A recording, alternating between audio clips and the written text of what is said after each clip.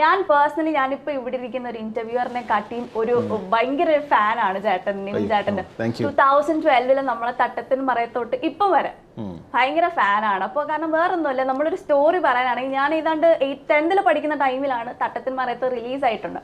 അപ്പോൾ ഞാൻ കോൺവെന്റ് സ്കൂളിലാണ് പഠിച്ചത്. അപ്പോൾ അവിടെ എല്ലാവരും അവിടെ നമ്മൾ സ്ലാം ബുക്കിലൊക്കെ എഴുതുമ്പോഴത്തേക്കും നിങ്ങൾക്ക് ഇഷ്ടപ്പെട്ട ഒരു ഹാൻസം ആരാണെന്ന് ചോദിച്ചപ്പോൾ പറയാം നമ്മളുടെ വിനോദ്.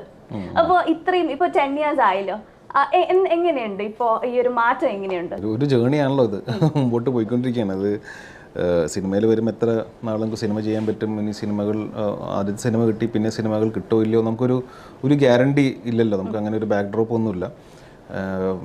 പക്ഷെ അത് ദൈവാനുഗ്രഹം കൊണ്ട് നല്ല നല്ല സിനിമകൾ വന്നു, നല്ല ക്യാരക്ടേഴ്സ് വന്നു, നല്ല സംവിധായകരോട് വർക്ക് ചെയ്യാൻ പറ്റി. അപ്പോൾ അത് പയ്യെ പയ്യെ ഇങ്ങനെ ബിൽഡായി ഇപ്പോൾ ഇന്ന് 12 വർഷമായി. അപ്പോൾ അതൊരു തിരിഞ്ഞു നോക്കുമ്പോൾ ഭയങ്കര ഒരു സന്തോഷമാണ്.